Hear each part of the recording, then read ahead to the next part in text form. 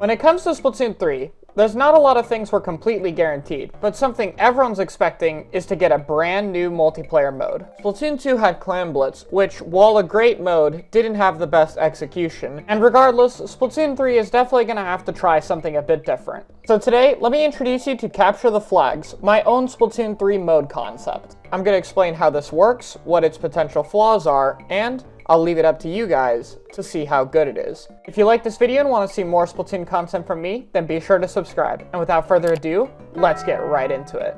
So, the mode I'm coming up with is called Capture the Flags, which if you played Capture the Flag as a kid before, you probably have a basic idea of. There's two sides, you have to go across to the other side, get a flag, and take it back to your own side. It's a pretty simple concept. For my version, there will be two flags, split up at two different parts of the enemy base, just a bit far apart from each other. These zones will be areas that you can't super jump into, only out of, so you can't just jump a teammate there. Once you get a flag, you're going to have to bring it all the way across the map to your own flag boxes. Bringing it into either of those will count as a point. The purpose of the boxes surrounding the flag is to prevent you from jumping teammates too close to the flag and pushing that way, a similar problem to what Clan Blitz has. These boxes could just look like mini splat zones, and you just can't super jump in if you have a teammate in that zone. Rather than going from 100 to 0, this game mode would go by scoring points, so there could be a knockout feature at a set amount of points, but it's completely up to the game. As for my concept, I think a knockout feature is fine, but I'm not going to say it needs to exist or how many points it needs to happen to get to. In the event of ties, whichever team scores first will be given the victory, which is basically how it works for all the other ranked modes anyway. Overtime would still exist, however. If a losing team is holding a flag and that flag can get them the lead, then the overtime will go until they either lose that flag or score.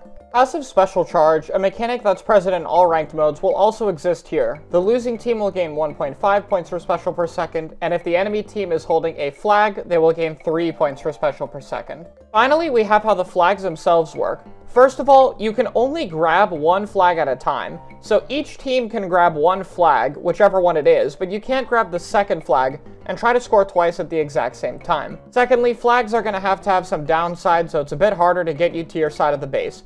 Mainly, they'll slow you down like Rainmaker, disable special weapons, you can't super jump with it, and you can't be chained any HP specials like Armor or Bubbler. Also, once you score a flag, there'll be a cooldown of 10 seconds before you can pick up a flag and try to score again. If you're killed when holding a flag, it'll drop on the floor for just 5 seconds before it goes back to its box, so you have until then to have a teammate grab the flag. If you hold the flag for more than a minute somehow, it'll explode and kill you like in Rainmaker. So, with the mode fully explained, here are my thoughts on it.